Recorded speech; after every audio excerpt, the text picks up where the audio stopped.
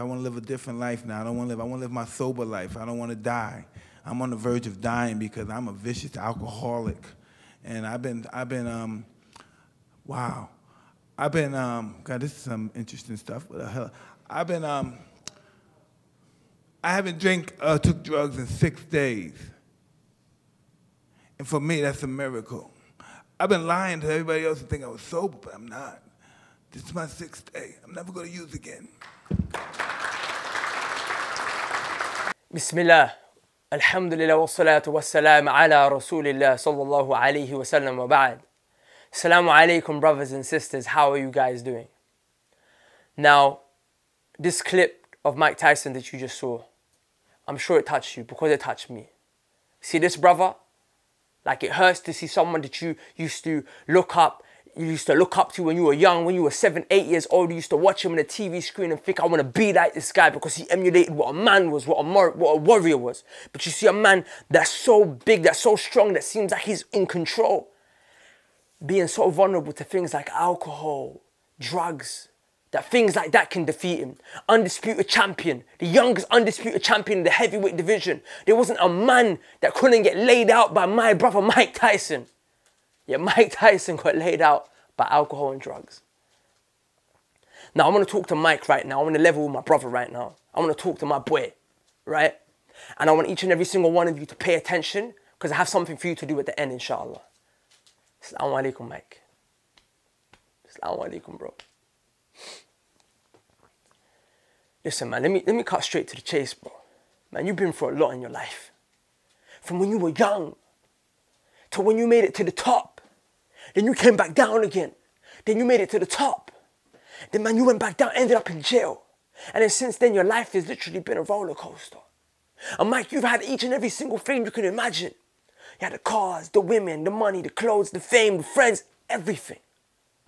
But Mike, the question I have to ask you, my brother, even though you said you stopped now, I'm so happy for you. Alhamdulillah, I praise Allah that you stopped and you're not taking that stuff no more. But my question to you, bro, is what would lead you into that? What would lead you into the drugs and the alcohol when you have anything you could desire? Mike, you know what the answer to that question is? It's because there's a part of your heart, and you know better than me, there's a part of your heart that is constantly, is screaming out, it's empty, it's lonely, it's unfulfilled, it's uncontent, and it's pushing you, urging you to fill it with something. And because you don't know what to fill it with, you go towards the money, the drugs, whatever you go to. And that's why you went to the drugs and the alcohol. And it sucked you in. Because you thought that's what you needed to keep you happy. That's what you needed to give you your fill. But Mike, my brother, please hear me when I tell you this. Because this is the solution to your problem, man. That part of your heart that is calling you to fill it can only be filled with the love of Allah. See, Allah created that specifically as a tool to get you closer to Him.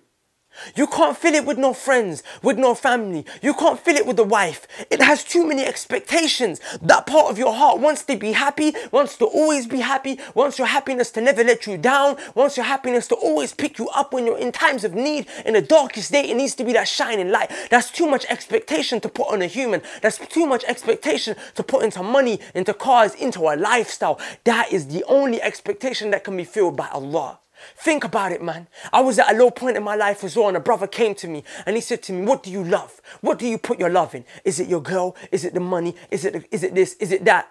He said, bear in mind that if you put your love in these things, your love is dependent upon these things. And what that means is that when these things go, and I swear by Allah, they will all go because everything is temporary. When it goes, your happiness will also go. But what's the only thing that will stay? Allah. So that means that when the world leaves you, when it turns its back on you, when your friends use you, when everyone hates you, you're still smiling. Because Allah is there for you. And you know that. Like you felt that. Remember when you went to Umrah? When you went to Mecca, the holy city? Remember what you said, man? Remember what your face was like? When you went to the Prophet's mosque in Medina, you tweeted. You said that You cried. You couldn't help but cry when you realized you were standing in the gardens of paradise. And you also tweeted saying that inshallah you stay on the right path. Inshallah you will, Mike. But this is what I wanted to share with you. Is you need to understand that you need to connect yourself with Allah. And that's the solution to your problem. And the way for you to do this, please, Mike, I know I'm no one, right? But you need, if you take my advice, I'm telling you, you'll be fine. Keep good friends around you. None of these promoters, these publishers, these paparazzi, these journalists, they just want to make a name off your name. They just want to make some fame, some money off your name. That's what they're out to do. But look, see, look, I'm not trying to say I'm better than anyone else. But you see, when I'm talking to you, Mike, I can't give you nothing. I can't benefit you in any way, right? And neither can you benefit me in any way. You can't give me nothing that will add to the quality of my life. None of that, fam. Right? And that's real talk, because Allah already gave me everything. So when I reach out to you, this is love for the sake of Allah. This is an unselfish love. It's only because I see my brother who lives 3,000, 4,000 miles over land and sea away from me, and I ain't never seen you, yet I feel compelled to reach out to you like this. Because over there, when you're hurting, I'm hurting. And believe me, as I'm making this video, and your brothers and sisters, 1.7 billion Muslims, from whoever of them is watching this, they are hurting as well, Mike. They're hurting as well.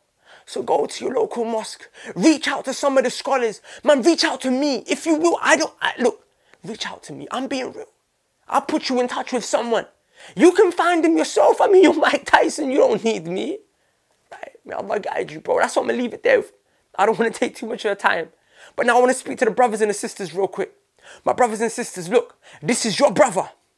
If anything, I always say, I don't care if he's a celebrity. I don't care if he's this far away from you. If he's struggling, he has a right over you. She, as your sister, would have a right over you.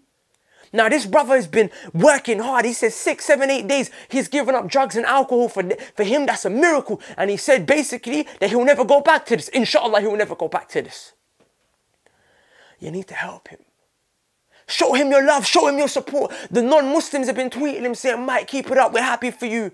How are the non-Muslims fulfilling the right of the brother that is our right? He's our brother before theirs. They don't have a right over him. None of them. None of them have a right over him like we have a right over our brother Mike Tyson. So each and every single one of you see his Twitter here? Tweet our brother. Show him your love. Show him your respect. And show him that you're there for him. Tweet him now, inshallah ta'ala. And make dua for him. Make dua for him. Assalamu alaikum wa rahmatullahi wa barakatuh. Click the like button. Share the video. May Allah bless you all. Mike, we're making dua for you. I love you, fam. Assalamu alaikum.